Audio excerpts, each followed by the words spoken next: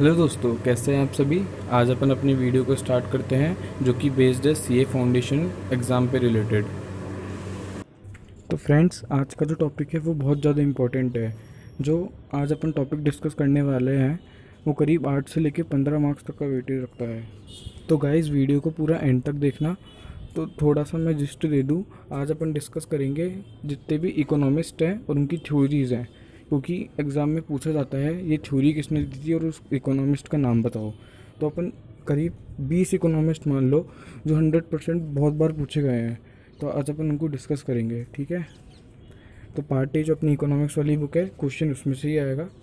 उसमें 5 चैप्टर दे रखे हैं, आपकी स्क्रीन पे आ गए होंगे, देख सकते हैं आप। तो nature and scope of business, theory of demand, theory of production, forms of market and business cycle. तो जो भी इकोनॉमिस्ट है वो सिर्फ टॉप 4 चैप्टर में दे रखे हैं। तो फ्रेंड्स, स्टार्ट करते हैं हमारे फर्स्ट चैप्टर से, ठीक है। तो ये इंट्रोडक्शन टू बिजनेस इकोनॉमिक्स वाला जो चैप्टर है उसमें 2 यूनिट है। उन दोनों में 3 इकोनॉमिस्ट के नाम दे रखे हैं। तो सबसे पहला एडम स्मिथ, सेकंड है जॉल्डीन, थर्ड है Karl Marx and Friedrich Engel. वैसे 4 है। Karl Marx and Friedrich Engel joint में एक थ्योरी दी थी उन्होंने, ठीक है। तो जो एडम स्मिथ थे उन्होंने कहा था, उन्होंने एक बुक लिखी थी जिसका नाम था book the wealth of the nation. उन्होंने 1776 में ये बुक लिखी थी। तो ये क्वेश्चन आ सकता है, नेम द बुक, या फिर ईयर पूछ सकते हैं। दूसरा जो जॉल्डीन थे उन्होंने बिजनेस कॉन्सेप्ट दिया था। आपने बिजनेस इकोनॉमिक्स का जो कॉन्सेप्ट है वो उन्होंने दिया था, आपने पढ़ा होगा। और जो तीसरा है सोशलिस्ट इकोनॉमी का जो कॉन्सेप्ट है वो जो जॉइंट इकोनॉमिस्ट थे उन्होंने दिया था। तो देखो, हमारा चैप्टर 1 पूरा हो गया है, आप नोट डाउन कर ले।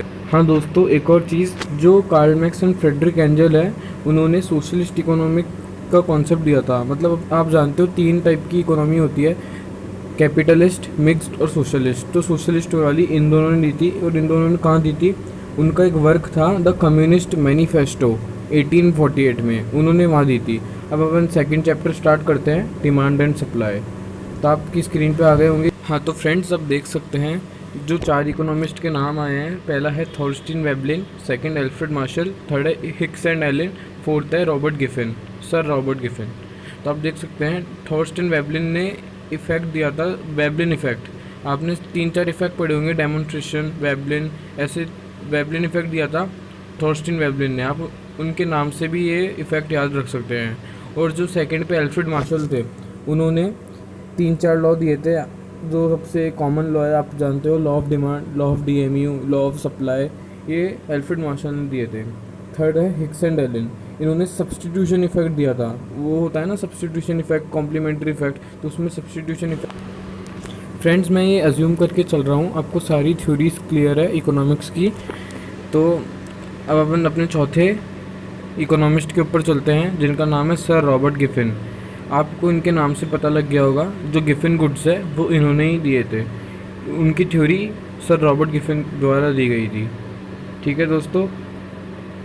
अब अपन चलेंगे अपने अगले चैप्टर पे जाने से पहले दोस्तों एक सूचना देना चाहता हूँ। अगर आपको वीडियो बहुत सही लगी हो, अगर आपको वीडियो पसंद आई हो, तो प्लीज़ एक लाइक बटन ज़रूर दबाएं, क्योंकि इन्फॉर्मेशन ढूंढने में बहुत ज़्यादा टाइम वेस्ट होता है और वीडियो बनाने में भी बहुत ज़्यादा टाइम जाता है। तो दोस्तों प्लीज़ वीडियो को लाइक कर दें और सब्सक्राइब बटन भी दबा दें, क्योंकि आने वाले टाइम पे मैं और वीडियोस लाने वाला हूँ। तो हमारा थर्ड चैप्टर चालू होता है प्रोडक्शन एंड कॉस्ट। इसमें टोटल 6 इकोनॉमिस्ट है, ठीक है। तो सबसे पहले मैं आपको 3 इकोनॉमिस्ट के बारे में बताऊँगा। सबसे पहले है James Bates and J R. Parkinson. इन्होंने प्रोडक्शन की डेफिनेशन दी थी। सीधी सीधी बात याद कर लो, फर्स्ट पेज पे एक डेफिनेशन लिखी है, अगर वो डेफिनेशन आ जाए तो James Bates and J R. Parkinson correct answer होगा, ठीक है। सेकंड आंसर है, सेकंड पॉइंट है अपना मिस्टर स्कम्पर। इन्होंने कहा था जो एंटरप्रेन्योर होता है वो इनोवेशन बढ़ाता है। ये लाइन याद कर लो, मैं यहाँ पे लाइन आपको स्क्रीन पे दे दिया हूँ। He said that true function of entrepreneur is to introduce innovation, ठीक है। अब थर्ड आते हैं हमारे R L Marris. Friends, R L Marris ने कोई थ्योरी नहीं दी थी, उसने कोई आर्ग्यू किया था। तो वो आप इकोनॉमिक्स का जो पार्ट ए वाली बुक है 3.105 पेज नंबर, ऑर्गेनिक ऑब्जेक्टिव का सेकंड पैरा, आप वहाँ पे आर एल मैरिस के बारे में पढ़ सकते हैं, उनकी थ्योरी, ठीक है। अब अपन अपने फोर्थ इकोनॉमिस्ट पे चलते हैं। तो गाइस, फोर्थ है सैमुअलसन। इन्होंने भी थ्योरी ऑफ प्रोडक्शन दी थी, मतलब डेफिनेशन दी थी प्रोडक्शन की, पर डिफरेंट सेंस में दी थी। इनका कहना कुछ और था और जो अपन ने स्टार्टिंग में डिस्कस किए थे उनका कहना कुछ और था। James Bates and J R. Parkinson, ठीक है, तो आप इन दोनों की अलग अलग डेफिनेशन है, बुक में देख सकते हैं और इन दोनों को पढ़ ले। जो डेफिनेशन जिसकी डेफिनेशन आती है आप उसका आंसर टिक करे आए। ठीक है, ये क्वेश्चन बहुत लोगों को कंफ्यूज करेगा। एक जने की डेफिनेशन दे देंगे और 3 ऑप्शन देंगे। ठीक है, अब अपने अगली इकोनॉमिस्ट पे चलते हैं। तो हमारे 5th इकोनॉमिस्ट पे चलते हैं जिनका नाम है सायट एंड मार्श। दोस्तों, इन्होंने 4 पॉसिबल फंक्शनल गोल दिए थे। आपने पढ़ा होगा, अगर आपने बुक पढ़ी है तो आपने देखा होगा। जो अपने 4 फंक्शनल गोल है, production goal, inventory goal, sales goal and market share goal. तो क्वेश्चन आ जाएगा अपने फंक्शनल गोल किसने दिए थे, आ सकता है। तो आप सायट एंड मार्श का ऑप्शन होगा वहाँ पे टिक कर देना।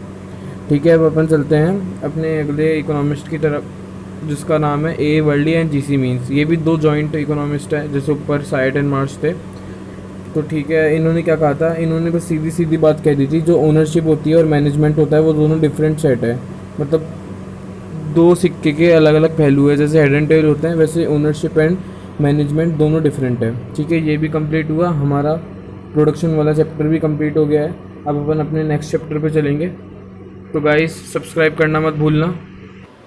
तो दोस्तों, हमारा चौथा चैप्टर है meaning and forms of market. ये लास्ट चैप्टर है, इसके बाद कोई भी इकोनॉमिस्ट नहीं है।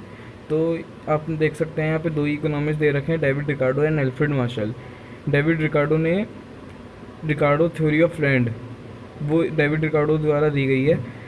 देखो, आईसीआई बहुत स्मार्ट है, वो क्या करता है ऑप्शन में रिकार्डो सब में डाल देगा और आगे के नाम चेंज कर देगा, या फिर कभी एक बार उसने ऐसा ही किया था।